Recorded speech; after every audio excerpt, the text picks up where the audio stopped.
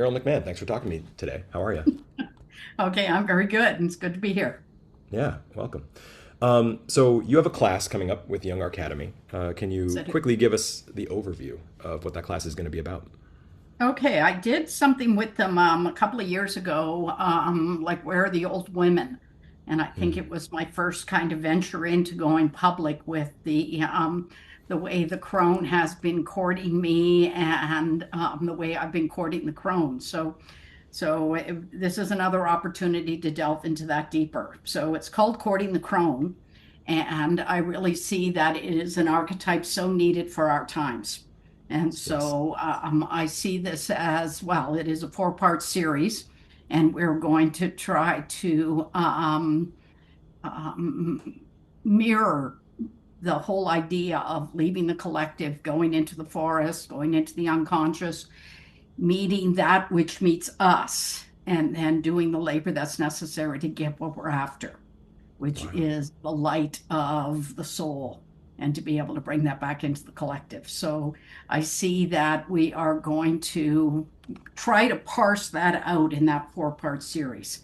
Yeah. That let me just say this, there is such a world of difference between courting and seduction. Ooh, that's important. And we Hmm. sometimes conflate the two. But seduction is where I get what I want and I don't care what you need or what you want because I have a need and you're going to fill that need. So we know all too well what seduction looks like. And it usually ends up with someone in the dyad as being bereft. Right. So I call this courting the crone because I really think we need to open up to the idea of what courtship looks like. The Arthurian legends give us beautiful ways of what that looks like. Yeah. So the root of the word courting is heart. And so the idea of courtship is that I'm willing to take my heart and I'm willing to open it up. And in so doing, it makes me incredibly vulnerable. Yeah. But it's in that vulnerability that maybe I meet the thing that is deeper than what I think I need. I Wow. end up getting what I need.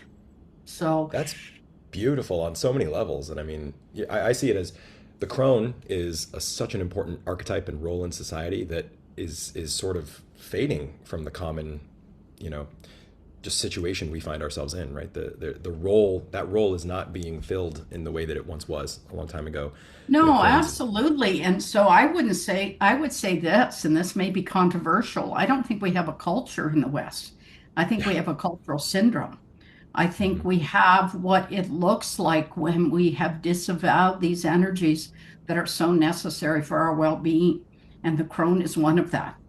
I remember one time, little antidote, that I was working in this psychological practice, and we would do case reports on Friday afternoons. And so we meet psychologists. I was the token Jungian analyst in the group. And at the end of our time together, I said to my colleague, I said, "Well, happy birthday. Like, I understand this is your birthday and this is your 60th birthday, and good on you." The air left the room. Uh-oh. And she came into my office later, absolutely livid. And she said, "How dare you speak publicly about my age?" Wow. And I said, "I didn't know it was a secret. I'm sorry. I'm so, Yeah. help me understand." And she said, "You're too young to know, but one day you will know that old Wow. women become invisible. And Oof. I am not ready to become invisible." And it was such a landing for me that, Yeah. yes, in this cultural syndrome, old women are relegated to a pat on the head and crochet some things and, make some casseroles. But old women are the carriers of that wisdom. Yes. As the sage, I mean, I've done some stuff with Young Academy on Where Are the Old Men? But I Right. think that in terms of healing this rift, the very first thing that we have to do is we have to recognize that old women are not invisible. They Right. have retreated. Maybe they've retreated because there's been no place for them, but let's court them back into the collective. And so that's what I hope this series will be. And it's not just for women, and it's not just for people, 50 or greater. It's Right. like it's for all of us, because if we don't know that crone wisdom, if we don't know that capacity to sit with all the angst and to find some way forward, then we continue to perpetuate what I call a cultural syndrome rather than a culture. Yeah, I completely agree with you. And like my grandmother, for example, was the spiritual core of our family. She was the one with all the wisdom. Beautiful. You hurt yourself, and she would tell you how to fix it. Just simple things, but important things. And I think, we all live in the smallest family units we ever have in all of human history. We live far away from our extended family and our parents and in-laws. And so you're right. I think that's all playing into this cycle, right? And this idea of courting is also lost because we live in a very ego focused culture Yeah. in a lot of ways. And so it's like, how can I seduce this person or situation to get exactly what I want? And I know there's good people out there, of course, but the culture sort of pushes you to think that way in a Yeah. sense. And so this idea of courting, we need to reclaim and Yeah. consider, sort of a healthier union of two things into one. And then this idea of the crone, which is again sort of, we take our old people and we put them somewhere else. That's not the We right it's not warehouse the right them, way. Right. It's awful. and we Yeah. lose so much of what they have to offer. And what When they I have to was in offer is what we need. It's what's missing Absolutely. from Absolutely. And I guess maybe we're afraid of seeing what it is we truly need and what it is that we truly desire. When I was in Zurich as a student, and I trained in Zurich to be a Jungian analyst, that we're always as students trying to make money and trying to trying to get through the program. And so we had a T-shirt campaign that some of us who had some maybe some facility with the technology could produce these T-shirts. And we had one, and the logo for nuclear waste? yeah. Hmm. We had that on the front of the shirt, and it said the nuclear family. Oh, okay. And on the back of the shirt, we said a failed experiment, Yes. because the soul lives in community. The soul lives in more than just that nuclear family. And there's no way the nuclear family can raise the child in all that is needed. And Hmm. so to recognize that we're so fragmented in terms of family, and social media could be a curse or a gift, because if it allows that nuclear family, which is, we could say individuated for their own survival, and Hmm. so they don't live in their community, they don't live with their elders, they don't live with that extended family. Well, social media might give us an opportunity to bring that back in. But I think first we have to recognize we want it. First, Right. we have to recognize that we're longing for it. So, it's lovely that a young man can say that the elder in your system was this crone, Hmm. and that she somehow held that position of authority. Big time. And we needed it, and we miss it, now that it's gone. And going back to what you're saying about the nuclear family, my brother and his wife just had their first child, and they're just, they're overwhelmed all the time. There's just not enough support. And back when we lived in tribes and there were aunts and uncles around, and there were, grandparents and great grandparents, and it was just different. Everything was a little more collaborative, a little less, onerous. The pressure was off on the individual a little bit more. And so, Yeah. I think it's a side effect of modernization, suburbanization, and, Yeah. the way we do information now. But you're right, we need to recognize, oh, hey, there's a gap here. We need to Yeah. start trying to fill. And maybe social media could be a tool toward that, for sure. It's better than nothing. Yeah. Um, Yeah. but yeah, I would love to see, a cultural Young, shift. Young outlined that so beautifully when he said that the grandparents, and it's not just a throwaway. Why are they grand? Why are they considered the grandparents? Because they're closer to the archetypal expression of mother and father. Wow. Because when you are a mother and a father, you've got so much on your plate. You're trying to keep them alive. You're trying to keep them fed. You're trying to keep them schooled. You're trying to keep them housed. And your focus is on those survival skills. if you have a grandparent close, and maybe that's your experience, it's certainly mine. My Nana was that one who loved my father, and in so doing, loved my mother, but was a step removed to be able to be that parent of my soul, to be able to be that parent of my spirit. And I remember when my Nana died and we gathered, I was so shocked to discover I was not the favorite grandchild Oh no. because every one of my siblings or my cousins felt that they were the favorite one. So Yeah. she had this capacity to be so present to who was in front of her that you felt that you were the diamond. You felt that you were the most important one. That's the quality of the grandparent. That's the quality of the crone.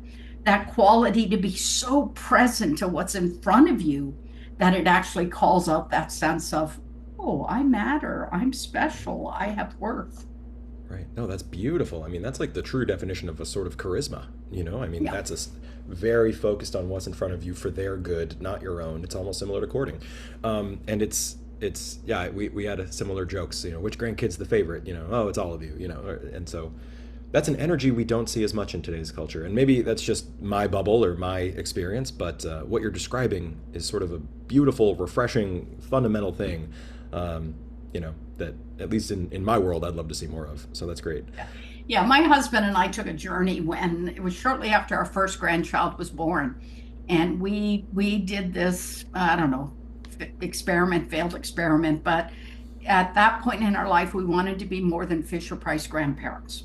Yeah. We wanted to be more than the, convenient babysitter and Hmm. the one who lavished these children with those gifts. Like we somehow we wanted to be more maybe archetypal.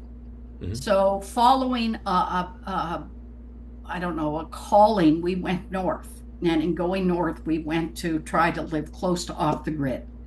And we thought that what that meant is when the grandkids and the kids came to us, we'd have them for a longer period of time. Yeah. We'd collect the eggs in the chicken coop and we'd go off into the bush and all those kinds of things. And for 5 years, it was incredible because that's exactly what happened. But then it's like we began to miss. Maybe we did it too late, but we began to miss the idea of just going to the dance recital or going Right. to the hockey game and kind of being more involved in our grandchildren's lives. And so we ended up and living off the grid is a heck of a lot of work. Oh yeah. So you realize, Especially up oh, where you are. I mean, come on, that's exactly. You can elements. flip the switch and you can have lights and heat. Oh, that's a cool thing. So Pretty anyway, good. we moved back, but it's almost like we had established that with our kids and our grandkids. Now, they might say differently, but that we were not going to be just the token grandparents. We were going to be the ones that somehow gave them that sense of what maybe their parents couldn't give them because it should be given by the grandparents. So I'll Hmm. tell one little antidote that our two oldest grandsons were with us and their parents were with us. And then something about logistics happened and the kids left and the grandkids were left with us for the afternoon or something. I can't remember the details. But the oldest grandson said, Grandpa, will you take me into the woods and show me how to fire a rifle or a shotgun? Oh wow, yeah. And it had been offered a number of times because my husband is very responsible around you need to know the Hmm. power and the responsibility of firearms. And so, but the kids were never interested as long as their parents were around. So And interesting, right? so this was an opportunity. And so he took these two boys and he spoke to them about safety and he spoke to them about the power. And they had this experience of firing both the rifle and the shotgun.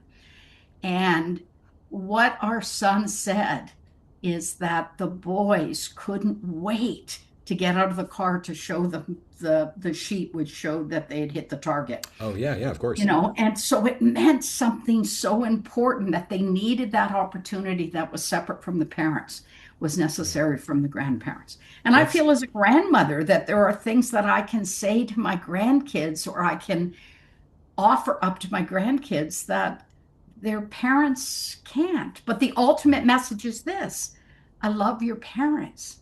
So I'm not telling you or showing you anything that I don't believe they would support. right. Well, I'm stuck on this idea where you said that the idea of the grandparent is like actually closer to the archetypal mother or archetypal father in some sense. And it's almost like the real mother and father get caught up in the day to day, keeping the lights on, keeping you fed, keeping you safe, keeping your grades up. That that frees the grandparents to come in and sort of have this bigger picture, more peak experience kind of mother or father influence from time to time. And I think that's a really interesting thing to think about. It's There's really not a powerful. bit, there's not a greater gift. Yeah, Because you know what? As a grandparent, I only need to love them. right, I only need to love them and draw out the best in them. I don't have to worry about whether they're getting the math scores or right. whether they're like it's like the closest we get to, I keep doing the quotes. Yeah, The closest we get to unconditional love, I think, is in a healthy grandparenting. yeah, that Well, resonates what with is me. a healthy grandparenting? What is a healthy grandparenting when our culture says, yeah, I'll warn you're welcome. Right. No, I know, and that's so tragic because I just look at when I grew up, I was fortunate to have several grandparents in my orbit, and that had a massive effect on me and my development and different ways I could express myself and different people I could go to show off different parts of myself. Yeah, And I'm so grateful for it, but that's not the norm now. People are waiting longer and longer to have kids, which means the grandparents are out of the picture for a longer time, and so absolutely. it really is something to think about. I'm also struck by your example of how you moved up north and wanted to sort of have this like idyllic place for them to come and visit. And I think this touches on an interesting question. How do we have some of that? How do we have this classical idea of the role grandparents may have played back in earlier times or tribal society or whatever? How do we bring that into our current modern lives in a healthy, sustainable way? Because what Yeah. you touched on was like sort of like maybe too far in one direction, it was hard to sustain, so you kind of had to come back and adjust. Do you have any thoughts on that? Yeah, I mean, I think that's a brilliant question because we learned from our experience that at, 50-ish, going off and doing that was belong maybe to 40-ish. Like Mm, it was just too much work. So how do we do it in modernity? How do we bring back these archetypal truths in a way that people don't have to, cut bait and run? They don't right. need to go kind of off into the wilderness. I think we need to recognize on some level that the role of the crone and the role of the sage, the role of the grandparent, is to be somewhat separate and on the margin. And so, Mm, whatever way that you can do that, in terms of offering your grandkids, in terms of offering the future, in terms of offering that generation an alternate experience. I had a very profound experience on it was kind of like a retreat. And there's the quotes. it's okay, I do it It too. was, yeah, yeah, edit that out if you can. But I had this profound experience. And what we were to do is the elder had given us a task that we were to go into the bush and we had a bundle of kajit, which is cedar. And we were to hold that as an offering. And we were to go into the wilderness with the question, what is my reason to live? Oh, that's Mm, a pretty, not why am I glad to be alive, but what is my reason to live? And that we were to go into the bush with a quality of presence so as to be seen. mhm, That means to be so present that you will be seen. And that meant leave your journal behind, leave your cell phone behind, leave whatever it is that you process reality behind and show up with a sense of presence. Well, at some point in the trek, and it's February and it's in the far north and it's wow. cold, Yeah. and I'm stepping on my snowshoes and falling over and Mm. getting up again. And at one point, we rounded this curve, and my colleagues were so far ahead of me, I couldn't see them, Uh-oh. but I could see their snowshoe prints. Hmm. and there were people behind me, and I could kind of hear the murmurings, but they weren't close enough for me to see them. And at that point, I'm in that moment when I'm alone. And I felt that sense of being watched, that sense of being seen by the unseen. So I Hmm. thought, okay, this is our task. Give me a reason to live. And what landed in those ways that you can't even articulate how it happens. But this is the message that I was given. The future is not behind you. Or, sorry, the future is not in front of you, it's behind you. And the past is not behind you, it's in front of you. Well, that was a total twist of, Yeah. you think of the idea I'm chasing the future and I'm leaving behind the past. And it turned it over. And the message was those snowshoe prints are the past, and you're Mm. following them. You're Wow. putting your footfall in what has gone before you. And at some point, if you realize that where you're putting your foot is not generative, Yeah. then you cut trail. Mm. And Wow. when you do that, you leave a different path for the future because the future is following you. Wow. And at that moment, I thought, that's it. How to stand in that place between what has gone before you and what follows you. Hmm. And I think that's the essence of the crone.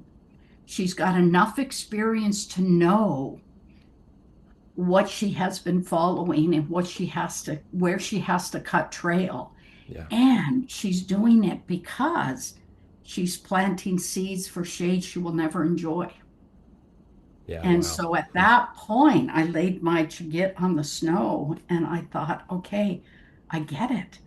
That's the kind of prophecy of the indigenous people when they talk about the seven generations, that Hmm. whatever we do in this incarnation will heal seven generations that went before us and heal seven generations that follow us. So the task of the crone or the sage is not pickleball and golf and be a Fisher Price grandparent. It is so pivotal to how we move forward. And do we just keep repeating the mistakes of the past? Or do we have the consciousness to say, you did the best you could, but Mm. I have more opportunities than you did. And so I'm going to cut trail on this issue. Yeah. I'm going to go somewhere that we have never been before and see what's there. And sometimes we'll fall flat on our face in the snow, Man. but at least it's saying, don't just lockstep, repeat what has been. Now, I was in Zurich in August, and Mm. at the end of my presentation, which was on ancestral complexes and Okay. the uncanny, I was interviewed by the Swiss TV. And so, okay, so they put the microphone in front of me. The first question they asked is so political. Mm. Trump is talking about you becoming the 51st state. How do you feel about that as a Canadian analyst? And I said, okay, first off, my wheelhouse is not politics. So perhaps you want to talk to Andrew Samuels or someone who Right. writes on this and reflects on this. I said, my wheelhouse is very different. And so the idea that the ancestral complex, which has been my bread and butter, that if the shape of my nose or the bent of my character is influenced by the people who came before me, can I change that? Can I alter that paradigm and to create something new? And I believe we can. I believe Yeah. that we're supposed to. Right. The, so much here to talk about. I mean, first off, thank you for sharing that experience in the snow. That really hit me. I felt that, and it's so powerful. And I was reminded. You mean you mentioned the Arthurian legends, so we're gonna talk about that in a bit. Okay. But just this idea of how do you find the Grail? You have to go off on your own path. You can't follow the path that's already been blazed, right? And Yeah. that popped up for me. And I think what you're saying is exactly right. And the medicine and what is it? Planting seeds of a tree whose shade you'll never know, right? I mean, Absolutely. And that is a major shift. That could be what Jung was talking about, that second half of life where you realize like, oh, this is different. I'm doing something different now. Yeah. Um, Yeah.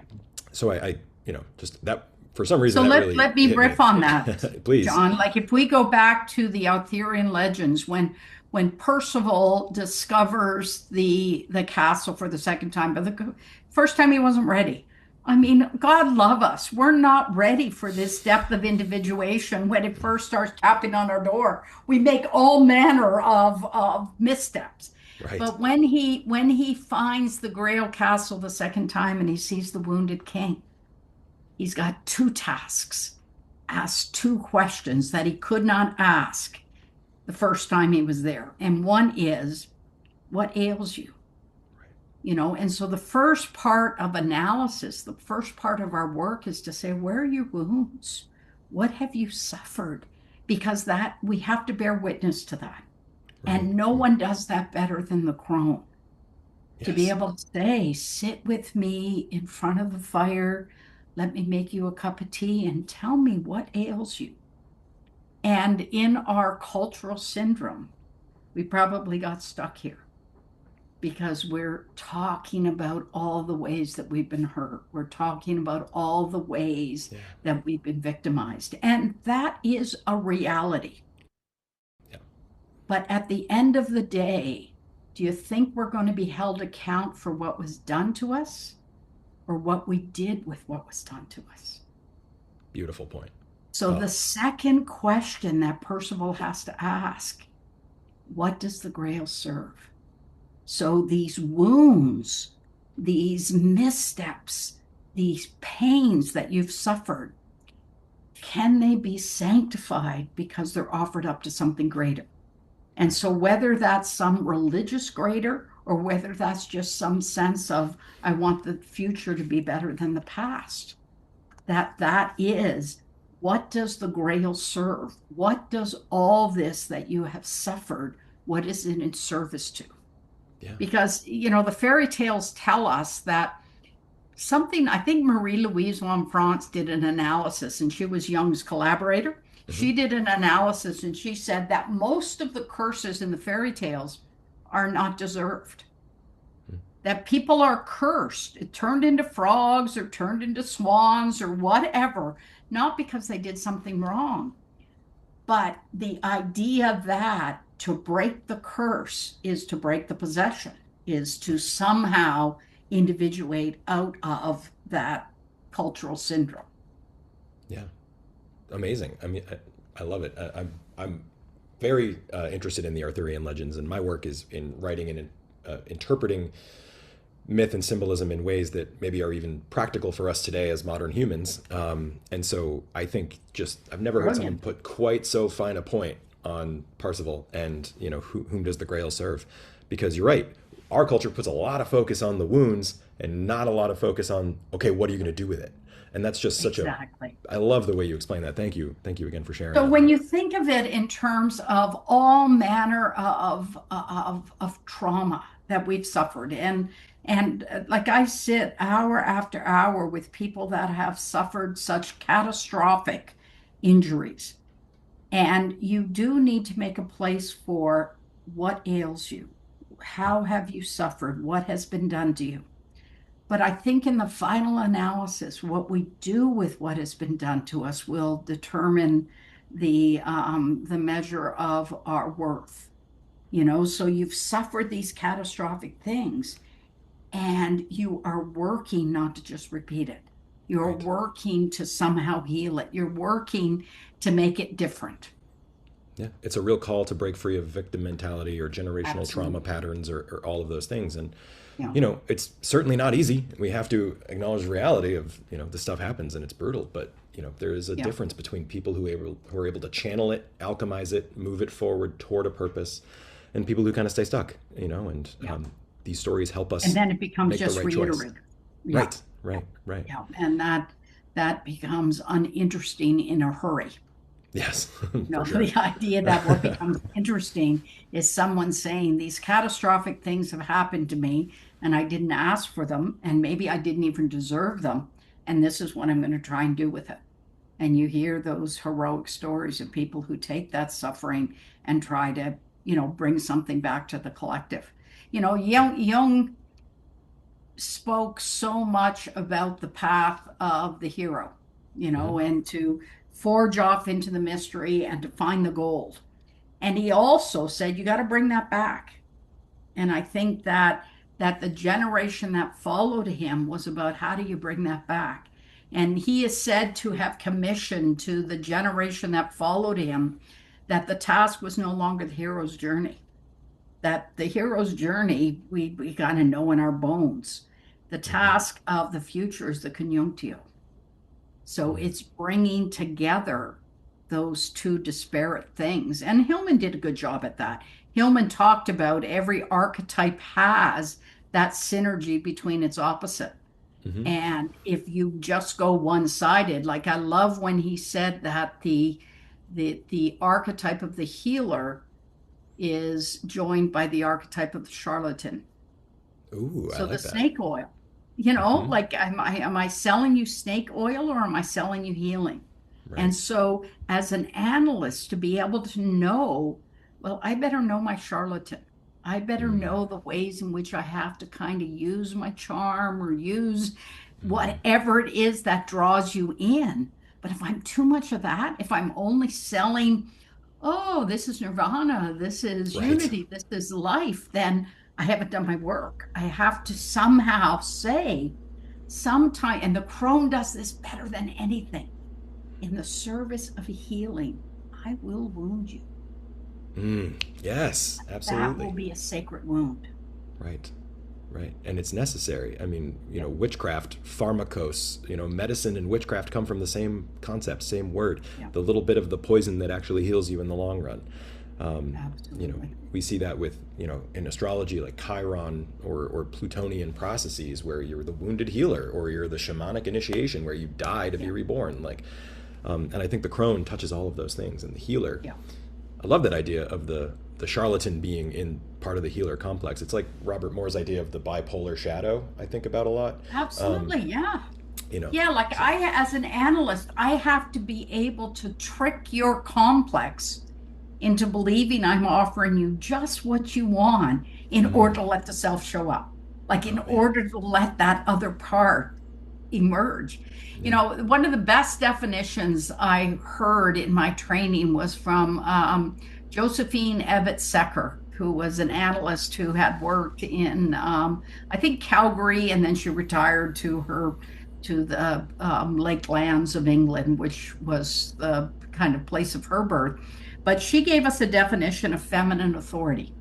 hmm, And I can't not talk about the crone without talking about what is feminine authority.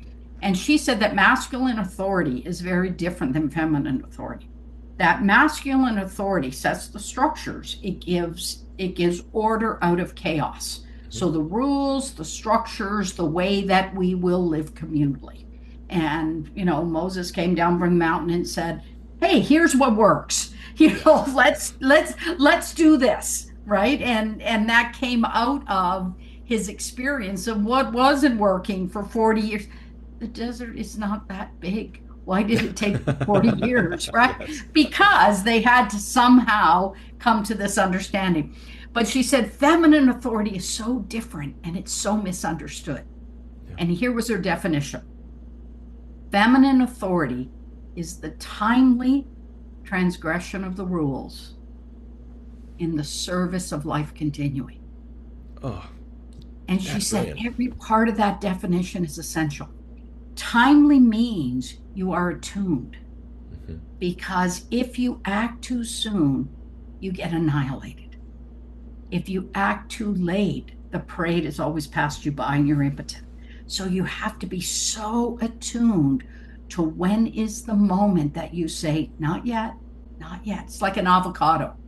Not right, Yes, not right now, because if right. you And if if you you wait two wait minutes that too 30 long, seconds, it's mush, right? And right. so and why do you transgress, why do you transgress the rules? It's because life will die on the vine if you don't. Yeah, It's like you are in service to life continuing. So that's the yeah, essence of the crone. like to Hmm. take Vasilisa in and say, okay, yeah, you've lost your mother, you've got a wicked stepmother, you've got wicked stepsisters, and why should I give you the light? And Vasilisa has to prove herself. She has to say, I'll do the labors, I'll do whatever you want, I'll shake the bed linens and I'll sweep the floor. And when Vasilisa finally comes to the Baba Yaga and says, I need the light, why should I give it to you? Because I'm asking. And at that point, the Baba Yaga says, you're worthy. Wow. I'll Yeah. give you the light.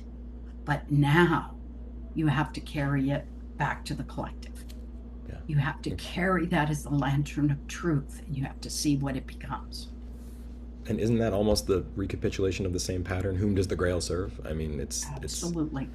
it's beautiful. No, and I love that you invoked Vasilisa, and we've talked about Arthurian legends. Yeah. This conversation is so rich. I almost don't want to move on, but it's and everything you're saying is just somehow resonating with stuff going on in my life right now. So this is really Okay. fortuitous for me. So thank you, Yeah. thank you. Um, but maybe we should shift into talking about the class a little bit more. Okay. So you said it's a 4-part series, Yeah. I'm and doing 4 sessions. mhm. And so I've got it outlined here, but it's always a work in progress because Always. I kind of show up with my first class and see what I meet and see where we become. But the first lecture is on the Crone cast out. So the idea that modernity has sent her into the woods. And so if she stays in the woods, she becomes the witch. Mhm. But if we have the courage to go and meet her where she has been cast out, then we perhaps can find some wisdom. So that's the first class, is to Okay. look at the ways in which we cast that crone away from us. Okay. Like my story about the colleague who says, how dare you tell Right. my age? That is the idea that, well, her experience is telling us that the crone is not welcomed in modernity. Well So said. how to recognize the ways in which we've cast her out of ourselves. Like if you give into the cultural syndrome and it's like, well, I'll try to be, the 60 is the new 40. Hmm. So I will try to be something other than who I'm called to be. That's part of it. And then I'm going to go into entering into the forest. And that is the courage to enter into the unknown, the courage to enter into the unconscious. And that call is both terrifying and vivifying. But we have to have the courage to do that. And there are skills that allow you to do that without being annihilated. So Yeah. that's part of what we're going to look at. And then courting the crone itself. Like when you get to her threshold, and she shows up in all the ugliness and all the terror that you have projected onto her. And she asks you, did you come of your own accord or were you sent? Mhm. And there's no right answer to that. It's like when you ask someone, why are you so defensive? There is no answer to that without being defensive. So when the crone asks that question, whether she asks it of Vasilisa or whether she asked it of Ivan the Fool, the idea is that you don't answer her directly. I think the answer is I came of my own accord by 80% and I was compulsed by 60%. So the idea that the math doesn't add up. So it's a Right. riddle, and you Mhm. have to be able to sit with the tension of that riddle. So we're going to talk about the ways in which we court the crone. And then the final is becoming the lantern bearer. The hardest work of encountering Baba Yaga or encountering the crone is knowing that it gives you a destiny, and knowing that it puts the light in the skull, and you have to be able to carry it forward. Wow. And So that's what I hope to accomplish. And I'm also yeah. using it totally self-promotion here. I've just Oh, released a hey. book called Baba Yaga's Wisdom, Oh, which is a beautiful. spiritual memoir. But what it does, and I'm going to be referencing that because it refers to that whole idea of how we encounter the crone and how we survive that encounter and how we bring something back to the collective that the collective so needs. Yeah, that's incredible. Congratulations on the book. I didn't realize. Thank you. That's phenomenal. And the journey you laid out for the 4 parts of the class sounds really good. I'm gonna try and take the class actually, so Oh, I good. It'd will be be lovely there. to have you on it. Yeah, thank you. And so when you said lantern bearer, this is I've studied the Greek goddess of the crossroads and witchcraft Hecate quite a bit, as I'm sure Yep. you're familiar. And sort of she's had an interesting second life in sort of closer to modern times has been associated with the crone. Does she play a part in your class at all? I mean, she's the archetypal I mean, torchbearer in some ways. she is the kind of the roots of like Hmm. I focus primarily on Baba Yaga because I think she is the most accessible. Mm. But certainly Hecate, certainly the whole witch archetype, certainly the ways in which she has been both burned at the stake and denied, and how we are rightfully afraid of the wisdom that she brings forward. Yeah. Yes. So that's Absolutely. part of it as well. Yeah. Okay. So if you would indulge me, let me read a section from my book where, Oh. in fact, she speaks to us. What this book is, it talks about the fairy tale of Vasilisa meeting Baba Yaga and why that's such an important tale for our times. But it also commissions us in terms of what does this look like in modernity and how do we walk this forward. So, at certain parts in this book, I did what are, in fact, active imaginations. Hmm. And Jung said that active imaginations, he said in the Red Book, it's about engaging the unconscious. And engaging the unconscious, you end up discovering what, in fact, you didn't know. So, if you will indulge me, I'm going to read what it's about 156 pages in, which is Okay. called Baba Yaga's Blessing. By So all means, just please. hear it, and to anyone who's listening to that, hear that is this is what you can discover if you're willing to do this work. Hmm. So it's Thank you. called a Baba Yaga Blessing. There will be no scented oil, no gentle laying on palms, no chorus of affirmation trailing behind me like perfume. I will not kneel beside you with a smile or whisper with sweet encouragement in your ear. No, my blessing is made of bone and smoke. It comes with wind in the trees and a skull in your lap. It comes when you have lost too much to pretend anymore. You will not find my blessing on Instagram. You will not find it stitched into a throw pillow. You will not find it in the glittered slogans that tell you you're enough just as you are. You are not yet what you could be, and I vow never to let you forget it. This is my blessing. My blessing is the fire that will not let you lie to yourself. It's the silence that follows your cry for help when no one answers. It's the ache in your chest that tells you something essential has been forgotten, and the eerie knowing that it is your task alone to find it. It is the call back into the woods when every part of you would rather stay home and scroll. I bless you by confronting you. I send you the dream that does not tidy your vision board. I send you the illness that the doctor cannot name. I send you the child that will not meet your eyes, who sees what you pretend not to know. I send you the menopause that burns through everything that once made you charming. I send you the job loss, the betrayal, the marriage that no longer shelters but suffocates. I send you time and silence, and in a hut in the woods that will not let you deny who you really are. And this is a blessing. Wow. So Wow. Well that's read, Baba Yaga. beautifully written. I mean, that's so visceral. It's deep. I'm teaching a class on the archetypal underworld right now, and we're talking a lot about ways to expand the idea of Pluto as seen in astrology. And this is exactly it. It's the thing that confronts you and forces you to be more than your comfy ego wants you to be.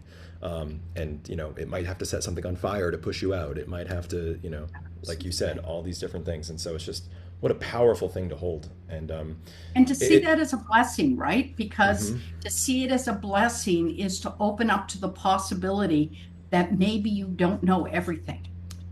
And right. maybe this thing that you just want to fix, that you just want to go away, I'll just end the marriage, or I'll just, get the new job. That may well be what you have to do, but you have to see that this rupture and this exile from what you thought you were is actually the blessing because it's getting you closer to who you are or who you could be. Yes, exactly, exactly. Um, Beautiful, beautiful, and no wonder we don't always run toward this energy, right? There's certainly a dark aspect, a tricky aspect to dealing with that, but it's needed. It's Yeah. needed. It's Yeah. needed. And I mean, make no mistake that you have to do some work before you approach Baba Yaga. Like Hmm. you have to do the work, which whatever is the blow to your persona, right? I thought I Right. was this and I'm not, and Hmm. that's the first work. And then you better have an ego strong enough. I had a client come in one time, and the image that came from his dream was a raft kind of tied together with twine out in the middle of the ocean. And it said to me, he wants to do the deep work, but he does not have a vessel Yeah. worthy Wow. for the task. So let's come into port. Let's shore up this vessel. So we need an ego, like these new age gurus that tell us, let's just transcend the ego, and the ego is the source of all our suffering. I don't think so. You better Right. have a boat deep, able to handle the depths, and then you go out there. And if the storms come, you better have an anchor, you better have a motor, you better be able to come back into port. I think that's so important. So the whole idea that we have culture addicted to immediacy. Right. And so, oh, I'll just do a psilocybin journey and that will tell me everything I need to know. Yeah, it might, but you still have to integrate that. You still Right. have to make that work in your own life. Right. So the idea that facing the crone is not, yeah, I mean, you said you started reading Young at 14. So there's something in your psyche that says, this will initiate me. Like Mm. 14 is the Yeah. very stage of initiation. So I'm going to be initiated into these depths. And I need to be able to then bring it back to the collective. And it sounds like that's something of what you're doing. That's something of what your journey is. Yeah, thank you. Well, I think a lot about, Kronos from Greek mythology. He starts as a hero. He allows creation to begin, but he never gives the water back. He tries to hold on to it, and he Yeah. becomes devouring. And, so I think, that's not the crone. It's sort of the, maybe masculine complement to that, right? The devouring father. Um, Yeah, I so mean, think of it, John, in terms of the fairy tales. I mean, so many of our fairy tales open up with the old king is dying. mm, The old queen is barren. And so it tells you that is part of our psychic reality, that there are times when what has served us no longer works. right. And so the quest is, can we send out those emergent energies to find something and bring it back to the kingdom? But when we insist on, no, we have to make things as they always were, then I think we fall into difficulty. Yeah. Well, and I think that's probably what's meant by some of this, like you have to transcend the ego, because the ego is trying to maintain the order it knows. But the heroic ego challenges itself, like um, goes through these initiations, confronts the underworld, confronts the crone, goes through a phase of Because it's acting in the feminine. service of something greater. Like Right. that's the key. It's Hmm. in serve like what do they call themselves? The rational scientists that somehow we can figure this out on our own. We'll just Oh, yeah. divorce ourselves of all this superstition and we will just, it's kind of like Nietzsche's Uberman. We will just Right. become the best that we can be. Well, that doesn't Doesn't really work work. because there's a whole reality that is greater than the ego, right? And so if the ego gets inflated, then the ego believes that it is the chief executive officer of the psyche Right. or the state or whatever. But it's like, and what are the forces underneath that, Right. right? Right. So if No. you're the CEO of a company, you will be successful if you know what the board of governors wants from you, but you also listen to the mailroom Right. because the Yeah. mailroom will be those discarded energies that will tell you the truth about what's working or not working. Yeah. No, exactly right. Exactly right. These are all messages that I think people need to hear right now. Yeah. I think still, we're so in the world of depth psychology and these ideas that we have to remember sometimes the vast majority of people don't even stop to think that they're a multiplicity, right? That they Yeah, just think, oh, absolutely. I'm me, I decided to do this. Like, no, you didn't. Your unconscious made you do it, and then your ego justified it, but you don't even stop to realize that. And so it's a trap of being in these circles and thinking about this stuff. I don't know about you. It seems like we both think about these things a lot. So how do we get that medicine to more people so they can just get that Yeah. little extra self-reflection and say, oh, wait a minute, how does this Yeah. work? And that's the Yeah. moment where, you know, that can help. Yeah, Yeah. I do. I on Thursday afternoons at noon, actually just after this, I do what's called office hours. Hmm. And so you sign up for a subscription and it's like next to nothing but that the analyst is in. And I invite people to come forward, just ask questions. And That's so cool. so often it wants to become political. So often it wants to be about this issue or that issue. And I challenge them, let's look at it archetypally. Let's look at it symbolically. So if you are part of what was the latest, the No Kings Yep. protests, Hmm. what does it mean if you say we will never have a king again? Well, what about the generative archetypal energy of the king? So if we can say that the idea, if we want to just eliminate the king, we just drive it into the unconscious and it's going to come up in another way. You can't tell me these no kings rallies don't have its roots in the very thing that made America the Declaration of Independence. It Right. was to Right. say, we'll throw the tea into the harbor and we will not be part of that kingship. Right. Well, how is it repeating itself? But if we can look at it symbolically, then we just don't, it's not that what Freud called the repetition compulsion. We Right. just don't keep doing the same thing. We go to the edge of what looks like the same thing and we pause and we say, and what couldn't we see then that we can see now? And that's the task. If we could look at it symbolically, and most people don't.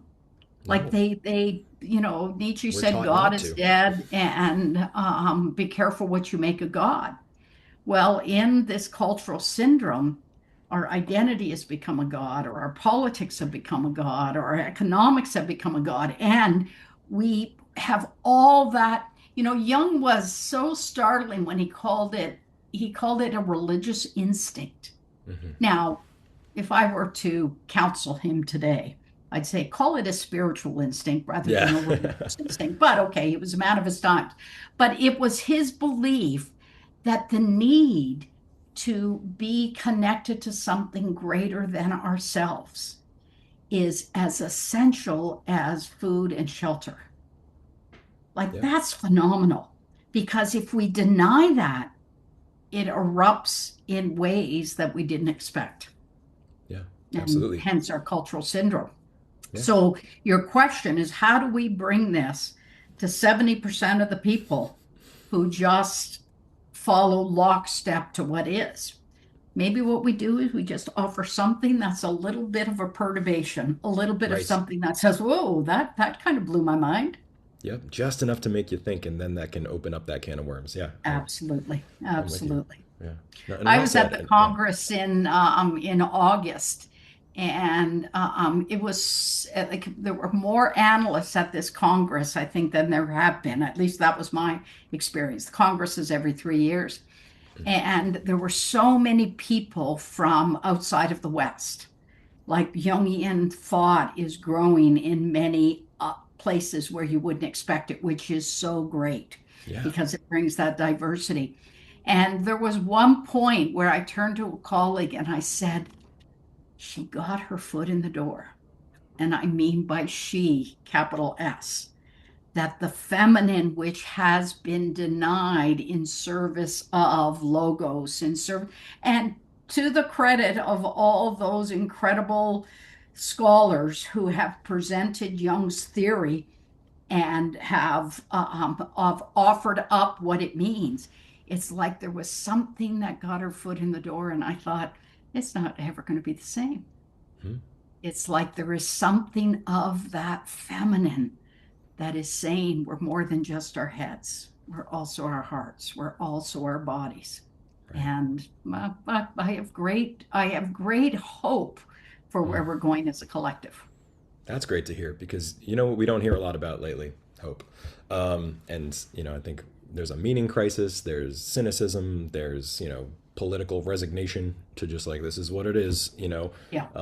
So I think anytime we can get some of that hope, and I think you're right, we're stuck in this solar consciousness, this progress, this me first, this, you know, you could even call it Luciferian, and the feminine, lunar, you know, lower unconscious, we're taught to brush past those things, and we need to bring them in and make them Yeah.